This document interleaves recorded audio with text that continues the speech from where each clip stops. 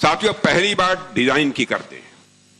Traditional ship building Nations के पास जो design expertise थी, आज आप जानते हैं कि वह धीरे धीरे कम हो रही है। नई पीढ़ी क्षेत्र में कम आ रही है। दूसरी तरफ भारत के पास नई पीढ़ी के इंजीनियर्स की बड़ी संख्या है। आईटी टैलेंट्स भी हमारे पास हैं।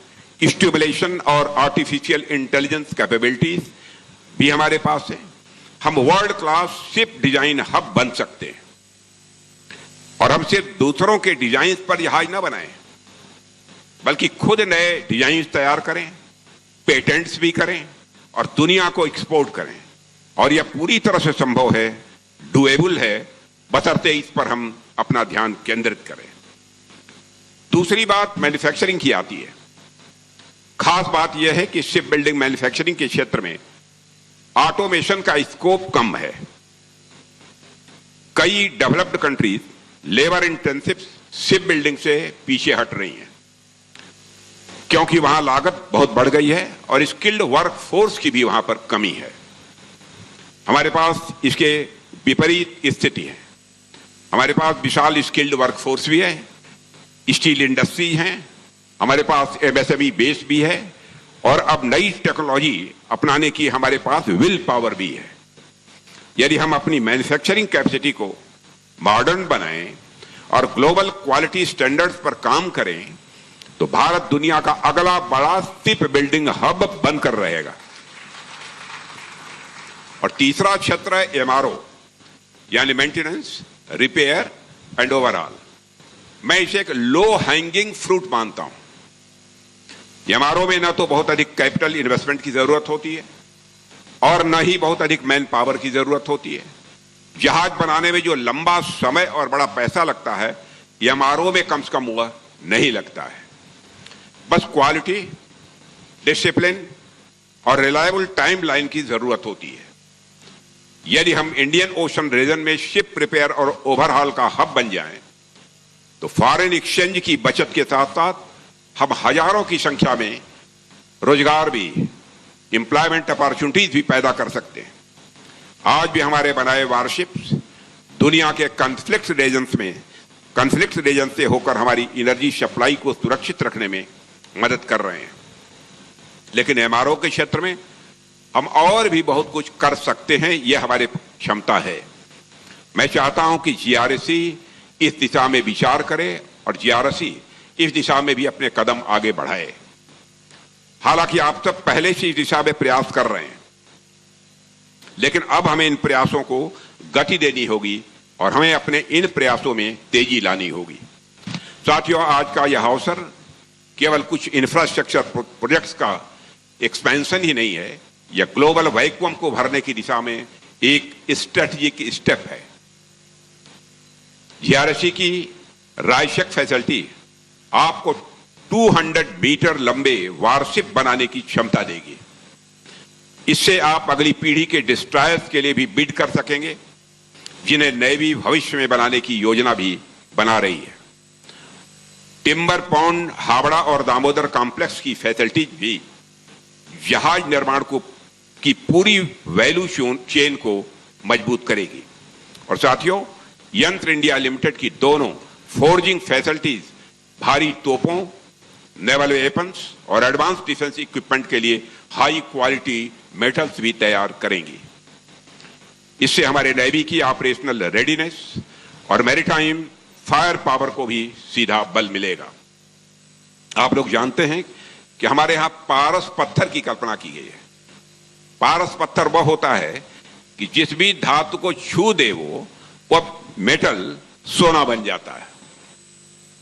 सुना होगा आपने। YAIL भी मैं समझता हूं कि हमारे लिए वह पारस पत्थर ही है। आपके संपर्क में भी जो मेटल आ जाता है, अंततः वह भी सोने से कम नहीं है। आपकी मेटलर्जिकल टेक्निक्स एवं फोर्जिंग टेक्निक्स द्वारा तैयार किया गया आयरन एवं एल्यूमिनियम का मिलिट्री ग्रेड मेटल के रूप में विकसित होता है, जिसकी कीमत सोने से भी कहीं अधिक होती है।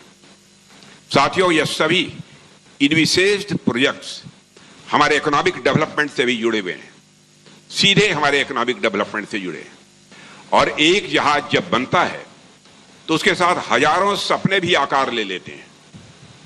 जब हम अपने जहाज खुद बनाएंगे, स्वाभाविक है कि हमारे फॉरेन एक्सचेंज की बचत होगी और साथ ही साथ हमारा इकोनॉमिक डेवलपमेंट जो है तेजी के साथ आगे बढ़ेगा।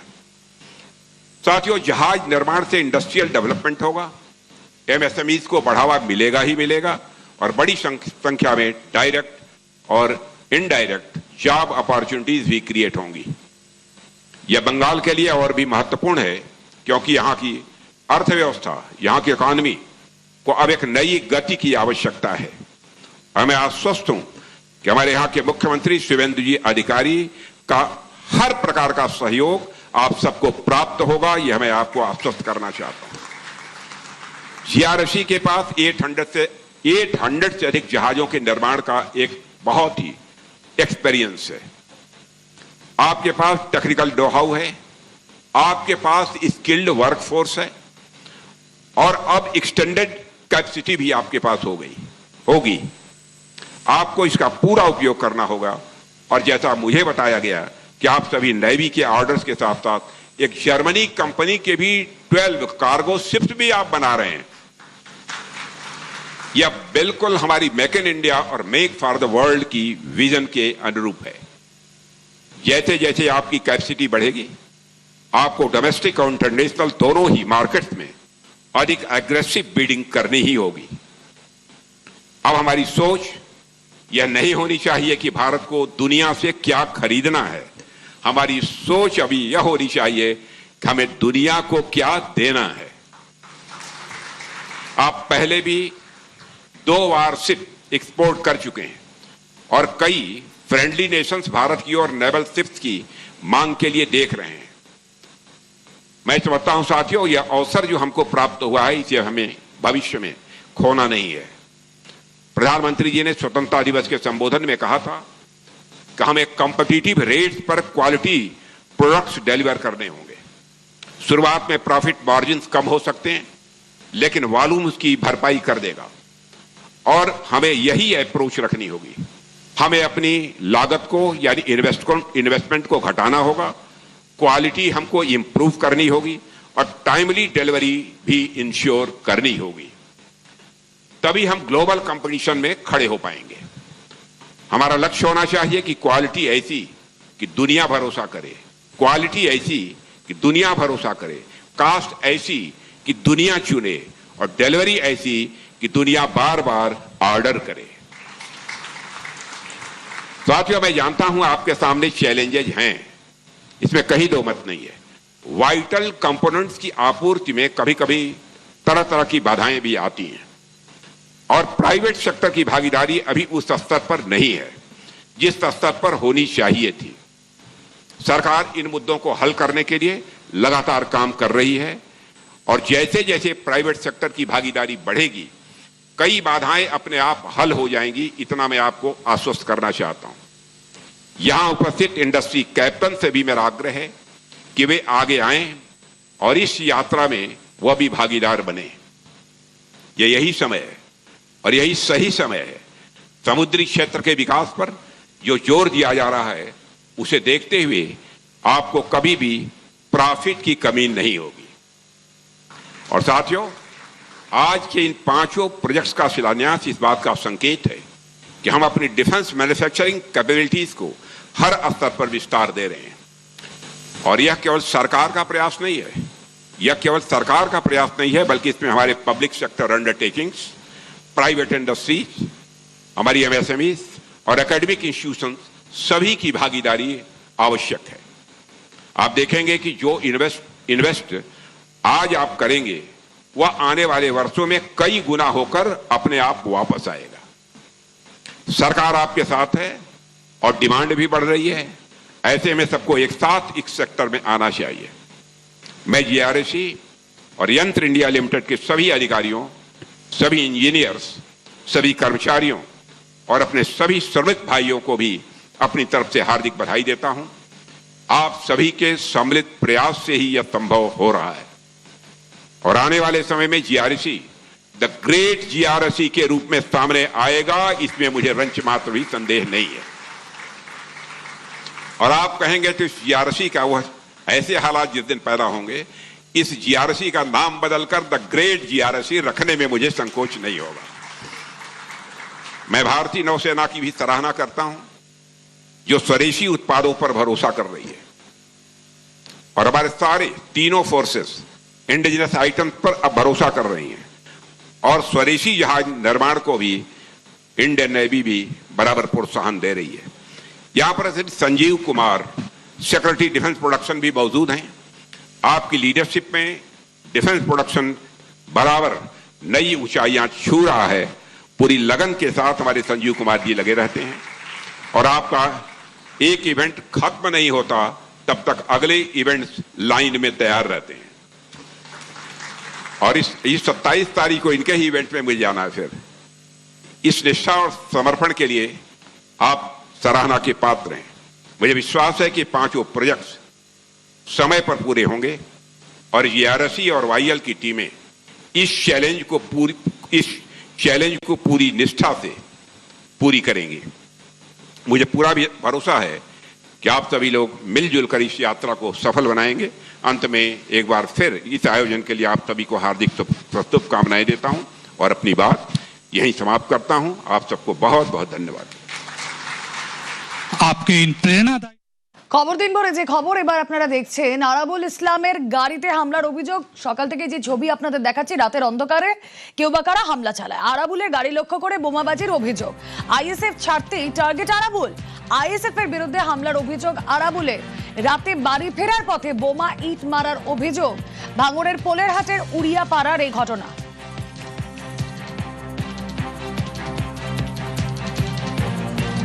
4:30 সময় বেরিয়ে ফেরার সময় অ্যাটাক হয়েছে গাড়ির উপরে। অ্যাটাক মানে ভালো জোরে গাড়ি রানিং ছিল, মানে এমন ভাবে মেরেছে যদি একটু গাড়ি স্লো থাকতো তাহলে ড্রাইভারও লাগতো, আমারও লাগতো। ইট মারা হয়েছে, গাড়ির পিছনে বোম মারা হয়েছে। হামলা সম্পূর্ণভাবে আইএসএফ এরই লোকেরা করেছে।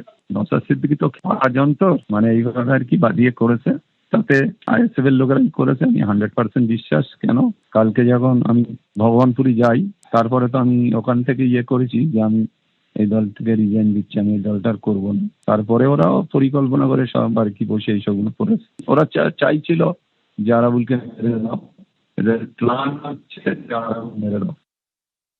এবং যেখানে এই হামলা হয়েছে আপনাদেরকে দেখায়, আরাবুল ইসলামের গাড়িতে হামলার অভিযোগ, বোমাবাজির অভিযোগ, এবং সেখান থেকেই সকালে বোমা উদ্ধার হয়েছে। ঘটনাস্থল থেকে উদ্ধার তিনটি তাজা বোমা। যে ছবি আপনারা দেখছেন, ঘটনাস্থল থেকে তাজা বোমা উদ্ধার। ভাঙড়ের পোলেরহাট এলাকার ঘটনা। কথা বলবো, সহকর্মী কল্যাণ রয়েছেন সঙ্গে। কল্যাণ,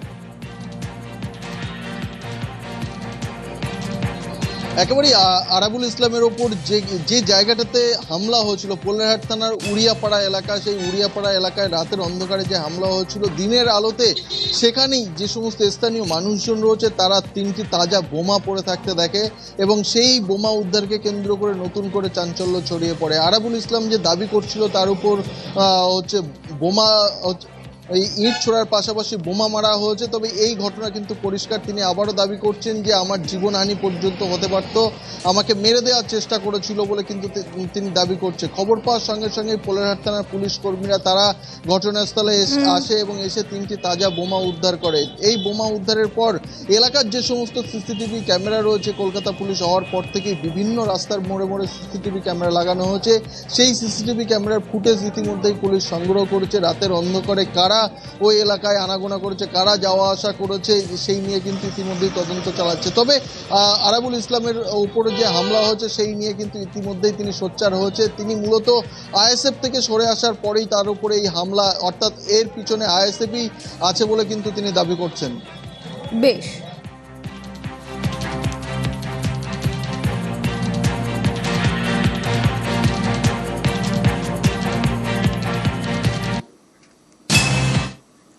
আর এই যে ভাঙড়ে আইএসএফ অফিসে আগুন, পাল্টা পথ অবরোধ করলো, বিক্ষোভ দেখালো আইএসএফ। ভাঙড়ের শাকসর এলাকার ঘটনা। শাকসর এলাকায় উত্তেজনা। আজই উল্টো দিকে বিজেপি অফিসের উদ্বোধনের কথা ছিল, আর তার আগেই আইএসএফ এর অফিসেই আগুন লাগে, তা ঘিরে উত্তেজনা তৈরি হয়। তৃণমূল বিজেপির দুপক্ষের বিরুদ্ধে সরব আইএসএফ। খবর পেয়ে ঘটনাস্থলে স্থানীয় বিজেপি নেতারা আইএসএফ এর অফিস ঘুরে দেখেন বিজেপি নেতা। দোষীদের রিয়াত নয়, সাফ বার্তা দেওয়া হয়েছে।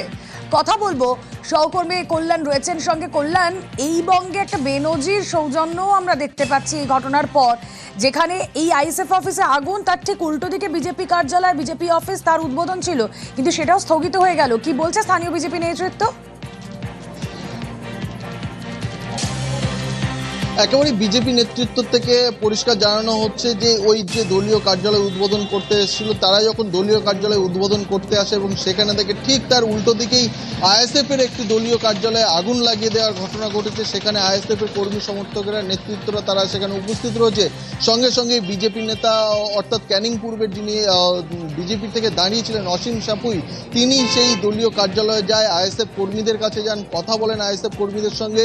কে বা কারা এই আগুন লাগানোর সঙ্গে জড়িত তার তিনি খোঁজ খবর নেন এবং তিনি নিজে কিন্তু সারেজমিনে সেই দলীয় কার্যালয়ের ভিতরে ঢুকে কতটা পোর্শন আগুন লেগেছে, কিভাবে পুড়ে গেছে তা নিয়ে কথা বলে এবং নিজে খতিয়ে দেখেন। এবং তারপরে আইএসএফ নেতৃত্ব এবং কর্মীদের সঙ্গে কথা বলেন। তাদের আইএসএফ এর পক্ষ থেকে পরিষ্কার দাবি করা হচ্ছে কি যে এই ঘটনার পিছনে বিজেপির সঙ্গে ইতিমধ্যেই হচ্ছে তৃণমূল আশ্রিত দুষ্কৃতীরা যোগ দিয়েছে, সেই তারাই কিন্তু এই ঘটনা ঘটেছে। তবে ইতিমধ্যেই কিন্তু আরও একটি তাদের আইএসএফ কর্মীরা দাবি করে যে বিজেপির যে দলীয় কার্যালয়টি উল্টো দিকে উদ্বোধন হচ্ছে, সেই দলীয় কার্যালয়টি তৃণমূল নেতার একটি ভাইয়ের। তবে এই কথা শোনার সঙ্গে সঙ্গে অসীম সাপুই তিনি পরিষ্কারভাবে আইএসএফ নেতৃত্ব এবং কর্মীদের আশ্বস্ত করেন যে যদি তৃণমূলের কোনো নেতার ভাই বা কারোর সঙ্গে এই দলীয় কার্যালয় যুক্ত থাকে তাহলে এই কার্যালয় একদিকে উদ্বোধন হবে না বলে তিনি জানান। তারই পাশাপাশি এই যে দলীয় কার্যালয়ে যে আগুন লাগানোর ঘটনা, সেখানে যদি বিজেপির কেউ জড়িত থাকে অবিলম্বে ব্যবস্থা নেওয়ার আশ্বাস দিয়েছেন তিনি। ইতিমধ্যেই তিনি নিজেও পুলিশকে জানিয়েছেন যে এই ঘটনার সঙ্গে যারা জড়িত তাদের অবিলম্বে শাস্তি দিতে হবে। তবে এই যে ঘটনা একেবারেই এটা বেনজির বলাই চলে। ওকে,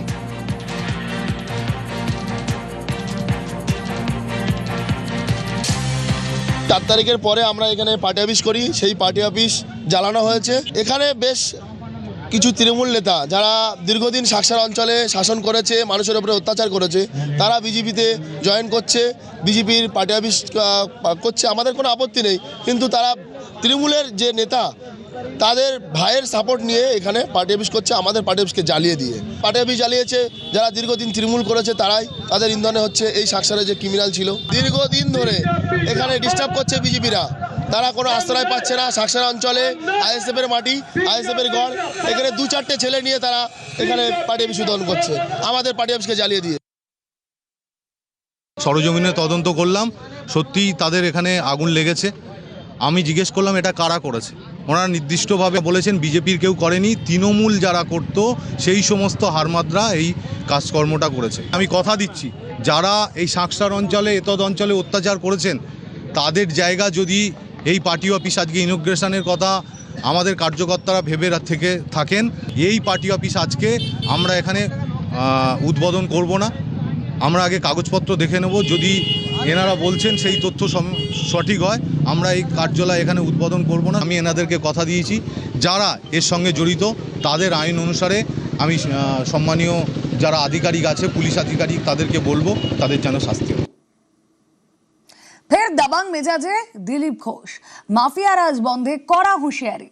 খড়গপুরে গুন্ডাগিরি বরদাস্ত নয় বলে হুঁশিয়ারি। দরকারে বারুইপুরের মতো এনকাউন্টার। ভাত জালের বদলে গুলি খাবে গুন্ডারা।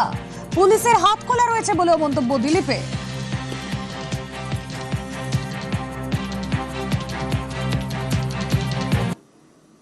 কোনো মাফিয়া গুন্ডা খড়গপুরে থাকতে পারবে না।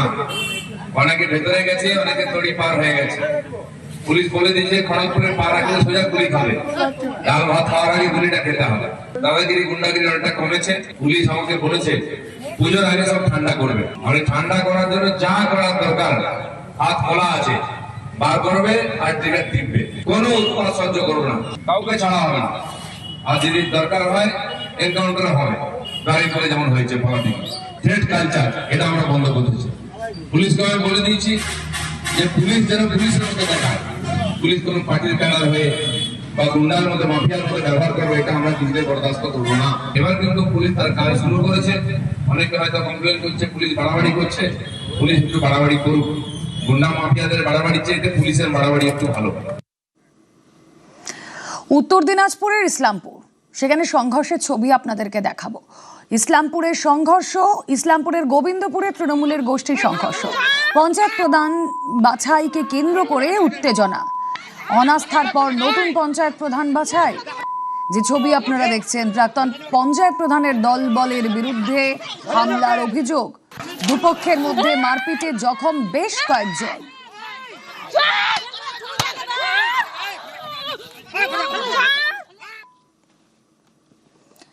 Dolphin school of hotel management কলেজের প্রতিষ্ঠা দিবস, 24তম প্রতিষ্ঠা দিবসের জমজমাট অনুষ্ঠান নদিয়ার কল্যাণীর হরিণঘাটা মোড়ে কলেজ। কতটা আনন্দিত এই মহান উদ্যোগে আমাদের মাননীয় বিশিষ্ট রক্তদান জীবনদান আমাদের এবছরের ডলফিন কলেজের এক নমুনা। 2003 সালে প্রতিষ্ঠিত হয়েছিল। দীর্ঘদিনের এই পথ চলা জীবনদান আমাদের এবছরের ডলফিন কলেজের 24তম সকলে বিগত 2003 সাল থেকে এটা পালিত হয়ে আসছে। এটা 24তম বর্ষ। এটা আমাদের সকল ছাত্রছাত্রী অভিভাবকদের একটা সমন্বয় এবং আমাদের বিশেষ বিশেষ অতিথিদের সমন্বয় এবং সোশ্যাল কার্যকলাপের মাধ্যমে, সাংস্কৃতিক অনুষ্ঠানের মাধ্যমে এই বিশেষ দিনটি আমরা প্রত্যেক বছর পালন করি। বছর যেমন আমাদের সোশ্যাল অ্যাক্টিভিটিসের মধ্যে রয়েছে, ক্যাম্পাসে আমরা বিশাল আকারে ব্লাড ডোনেশন ক্যাম্প অর্গানাইজ করেছি। বিশেষ করে গ্রুপ ডি স্টাফ থেকে আপ টু প্রিন্সিপাল অবধি যারা এই অর্গানাইজেশনের জন্য সর্বক্ষণ সময় দেন এবং সর্বক্ষণের জন্য এই অর্গানাইজেশনকে আগলে রাখে, একনিষ্ঠভাবে কাজ করে, তাদেরকে বিশেষ পুরস্কার এবং সম্মানের সাথে আমরা এই উৎসবটা পালন করি।